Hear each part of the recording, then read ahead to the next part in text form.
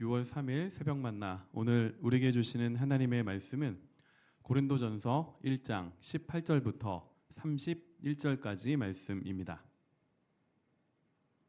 제가 봉독하겠습니다. 십자가의 도가 멸망하는 자들에게는 미련한 것이요 구원을 받는 우리에게는 하나님의 능력이라. 기록된 바 내가 지혜 있는 자들의 지혜를 멸하고 총명한 자들의 총명을 패하리라 하였으니 지혜 있는 자가 어디 있느냐? 선비가 어디 있느냐? 이 세대의 변론가가 어디 있느냐? 하나님께서 이 세상의 지혜를 미련하게 하신 것이 아니냐? 하나님의 지혜에 있어서는 이 세상이 자기 지혜로 하나님을 알지 못하므로 하나님께서 전도에 미련한 것으로 믿는 자들을 구원하시기를 기뻐하셨도다. 유대인은 표적을 구하고 헬라인은 지혜를 찾으나 우리는 십자가에 못 박힌 그리스도를 전하니 유대인에게는 거리끼는 것이요 이방인에게는 미련한 것이로되 하나님의 어리석음이 사람보다 지혜롭고 하나님의 약하심이 사람보다 강하니라. 형제들아 너희를 부르심을 보라. 육체를 따라 지혜로운 자가 많지 아니하며 능한 자가 많지 아니하며 문벌 좋은 자가 많지 아니하도다. 그러나 하나님께서 세상의 미련한 것들을 택하사 지혜 있는 자들을 부끄럽게 하려 하시고 세상의 약한 것들을 택하사 강한 것들을 부끄럽게 하려 하시며 하나님께서 세상의 천한 것들과 멸시받는 것들과 없는 것들을 택하사 있는 것들을 폐하려 하시나니 이는 아무 육체도 하나님 앞에서 자랑하지 못하게 하려 하심이라. 너희는 하나님으로부터 나서 그리스도 예수 안에 있고 예수는 하나님으로부터 나와서 우리에게 지혜와 의로움과 거룩함과 구원함이 되셨으니 기록된 바 자랑하는 자는 주 안에서 자랑하라 함과 같게 하려 함이라.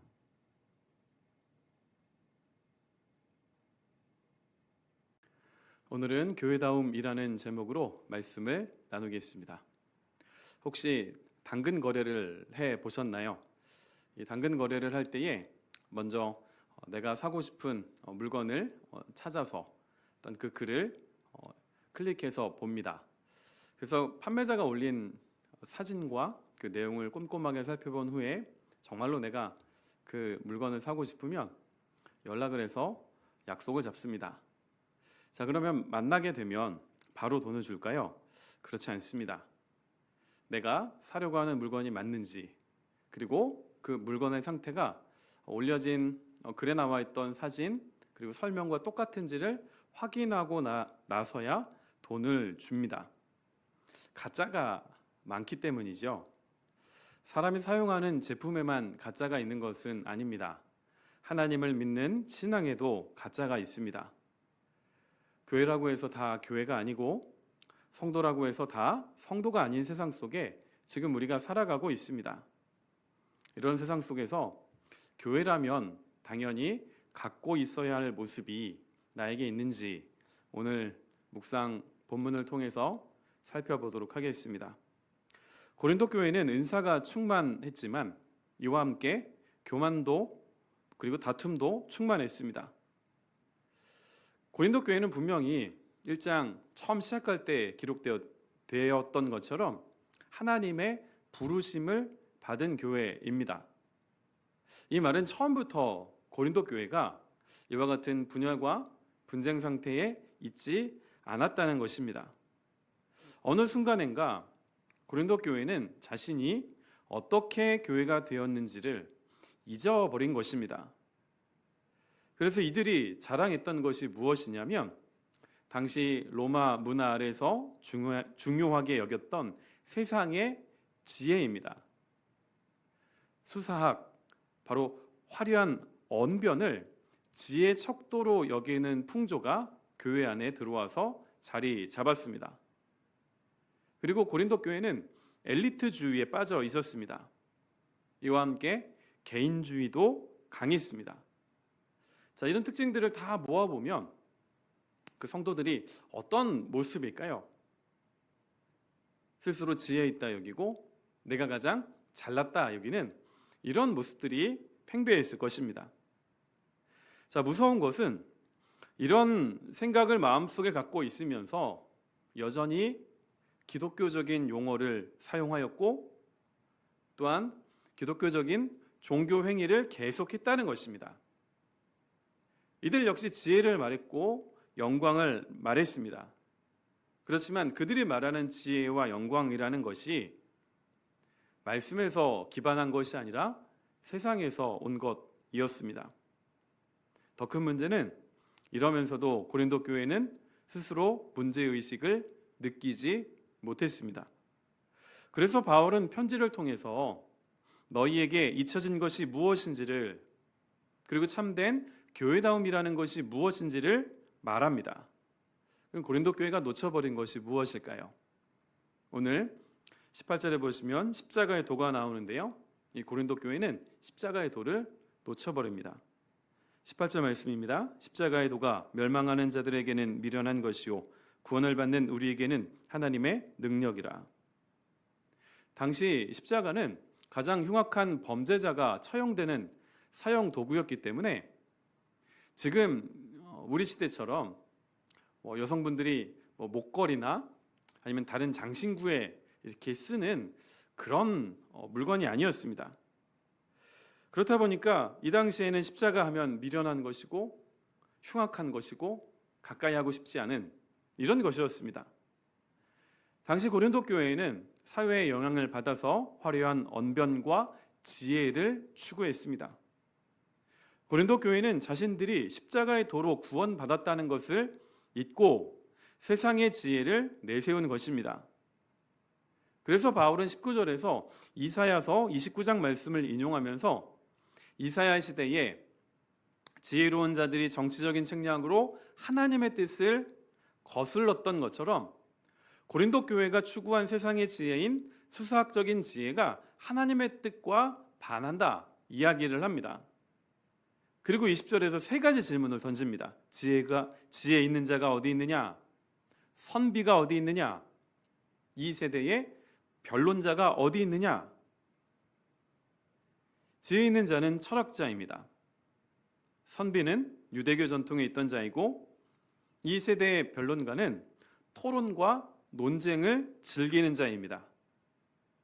당시 사람들에게 존경을 받던 부류들이지만 이들이 갖고 있던 이 세상의 지혜는 하나님께로 사람을 인도하지 못합니다. 그래서 21절에 보시면 하나님의 지혜에 있어서는 이 세상이 자기 지혜로 하나님을 알지 못함으로 말씀을 합니다. 만약 세상의 지혜로 하나님을 알 수 있었다면 예수님께서 이 땅에 오셔서 십자가에 달리시지 않았을 것입니다. 하나님은 세상이 미련하다, 끔찍하다 말하였던 십자가를 통하여 구원의 길을 열어주셨습니다. 그러면 고린도 교회처럼 처음 구원받아 성도가 되고 교회가 될 때에만 십자가의 도가 필요하고 구원을 받은 이후에는 세상의 가치관과 기준을 따라서 살아가는 것이 괜찮을까요? 18절에 보시면 멸망하는 자들, 구원을 받는 우리에게는 이라는 표현이 나오는데 이 두 말에 사용된 시제가 현재형입니다. 멸망하는 자들은 십자가의 도가 미련한 것이라고 지속적으로 반응하며 그 길을 걸어가고 구원을 받은 자는 십자가의 도가 하나님의 능력임을 계속해서 알고 의지하며 그 십자가의 도의 능력을 나타내며 산다는 말입니다. 개구리 올챙이적 시적을 모른다는 말이 있는 것처럼 이 고린도 교회 성도들은 자신들의 시작점을 잊어버렸습니다. 고린도 교회는 마치 처음부터 자신들이 갖고 있던 지혜와 자신들이 갖고 있던 능력으로 구원을 받고 교회가 된 것 같은 이런 생각을 하고 있던 것입니다. 그런데 본문을 보시면 그 십자가의 도가 이 고린도 교회의 유효한 부르심이 될 수 있었던 것은 하나님께서 먼저 찾아가시고 하나님께서 먼저 불러주셨기 때문입니다. 24절입니다. 오직 부르심을 받은 자들에게는 유대인이나 헬라인이나 그리스도는 하나님의 능력이요 하나님의 지혜니라. 자, 부르심을 받은 자들이 18절에 나온 구원을 받는 우리이고, 또한 21절에 나온 전도에 미련한 것으로 믿는 자들입니다. 하나님의 부르심이 없이는 고린도 교회가 세상에서 가장 미련한 것으로 치부되었던 십자가의 도를 믿을 수 없었습니다. 바울은 26절에서 다시 말합니다. 형제들아, 너희를 부르심을 보라. 육체를 따라 지혜로운 자가 많지 아니하며 능한 자가 많지 아니하며 문벌 좋은 자가 많지 아니하도다. 하나님께서 아무런 자격과 조건이 없는 자신들을 부르셨다는 것을 잊어버리면 고린도 교회와 같은 모습을 갖게 됩니다. 하나님을 자랑하는 것이 아니라 자신의 것, 그리고 세상의 것을 자랑합니다. 그래서 31절에 가서 보시면 기록된 바 자랑하는 자는 주 안에서 자랑하라 함과 같게 하려 함이라. 하나님의 은혜로 시작된 하나님의 부르심, 하나님의 찾아오심, 하나님의 인도하심, 이 모든 것이 하나님의 은혜이지요. 구원이 하나님의 은혜로 비롯되었다라는 것을 아는 사람은 절대로 교만할 수 없습니다. 그리고 자신의 것을 자랑하지 않고 자신의 이름을 드러내려고 하지 않습니다. 자랑할 것이 자신에게는 없기 때문입니다. 처음 하나님께서 나의 인생에 찾아오셨던 은혜는 잊어버리고 내가 하나님 앞에서 했던 것들, 내가 교회 앞에서 했던 것들만 기억하게 된다면 무슨 말만 하게 될까요? 내 이야기만 하게 됩니다. 나의 수고와 나의 노력과 나의 의, 이것만 늘어놓고 자랑할 뿐입니다. 바울은 오늘 본문 말씀을 통하여 고린도 교회를 향해 교회라는 이름만 갖고 있으면, 교회라는 간판만 달고 있다고 해서 다 교회가 아니다라고 말씀을 합니다. 지금 너희는 하나님의 부르심으로 인하여 세상이 미련하다 하던 십자가의 도로 구원을 받았다는 것을 알고 있느냐?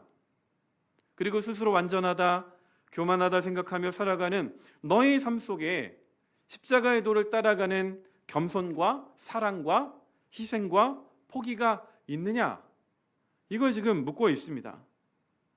모든 것이 하나님의 은혜인 것을 알고 살아간다면 절대로 나를 자랑할 수 없습니다. 자랑할 것이 없기 때문에 그렇습니다. 고린도 교회가 놓쳐버린 십자가의 도는 지금 내 삶 속에 어디에 자리 잡고 있습니까? 처음에는 부르심과 은혜로 시작한 이 신앙생활이 지금 나의 마음 가운데에, 나의 삶 속에 그 은혜가 여전히 자리 잡고 있습니까? 혹시 하나님의 은혜는 잊혀져 버리고 하나님의 부르심은 사라져 버리고 나의 노력과 나의 열심만 남아있지는 않으십니까? 모든 것이 하나님의 은혜임을 아는 사람은 하나님을 자랑하게 되어 있습니다. 하나님이 나에게 이것도 주셨다, 저것도 주셨다, 하나님이 나에게 주신 것을 자랑하고 있다면 우리는 오늘날 교회 밖에 있는 사람들이 자랑하는 것과 똑같은 이유로 자랑을 하고 있는 것입니다. 우리가 정말로 교회다운 교회의 모습을 갖고 있는지를 돌아보기 위해서는 오늘 바울이 고린도 교회에 편지를 썼던 것처럼 내 안에 그 십자가의 도가 하나님의 부르심으로 말미암아 시작되었다는 것을 잊지 않고 있는가? 내가 처음 구원받을 때에만 십자가의 은혜가 필요한 것이 아니라 지금도 여전히 예수님께서 십자가를 통하여 보여주신 그 삶의 발자취를 따라가는 모습이 나에게 나타나고 있는가? 끊임없이 우리가 되묻고 확인해야 합니다. 그런 사람이 정말 참된 교회이고 그런 사람들이 모여있는 교회 공동체가 교회다운 교회입니다.